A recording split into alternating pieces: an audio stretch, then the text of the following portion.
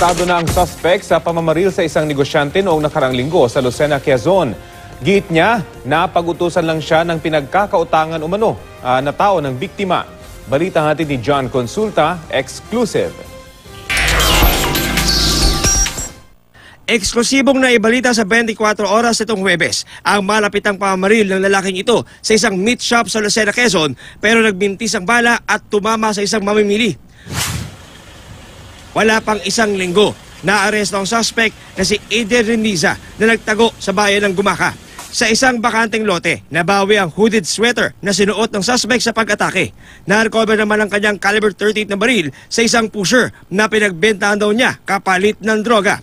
Sa kuha ng CCTV, malinaw na makikita si Reniza nang ilabas niya ang baril at pinaputukan mula sa likuran ang negosyante na swerteng daplis lang ang inabot sa tenga at pisngi. Pero sa kasamaang palad, makikitang tinamaan sa tiyan ang isa sa kanyang customer na kinilanang si Melanie Rilloque na kasalukuyang nagpapagaling sa ospital. Aminado ang suspect sa kanyang nagawang pamamaril. May butas po yan dito sa may bakal, sir. Okay. Tapos, sinutok ko. Pagtingin ko sa likod, biglang putok ko na. Saan mo siya dapat puputukan? Sa ulo po. Sumabak na rin ako dahil nangailangan po ako ng pera. Nasa hospital po yung anak ko.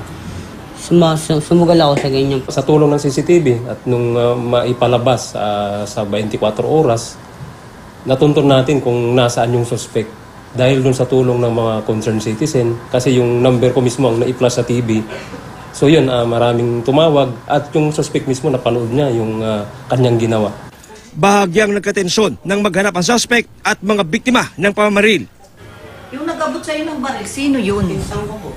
Ano ang pangalan? Ranilin. Originela po. Ibig mo sabihin, bukod doon sa Ranilin, may kausap pa? Opo. Oo, gusto ko tatari kong hayop ka. Pasensya, tingnan mo yung asawa ko, hanggang ngayon critical. Ano nga, sabi mo pasensya. Namin ko po, gumagamit lang po ako. Ng Droga. Harapin ko po kayo na parang ako'y nagsisisi sa aking ginawa. Inaalam na ng pulisya kung sino ang mga tumulong para makapagtago ang suspect. Ngayong hawak na ng Lucena Police ang mismong gunman sa nangyari pag-atake, target niya ng mga otoridad na habulin ang mismong mastermind para mabigyan ng hustisya ang mga naging biktima sa nangyaring krimen. John Consulta, GMA News.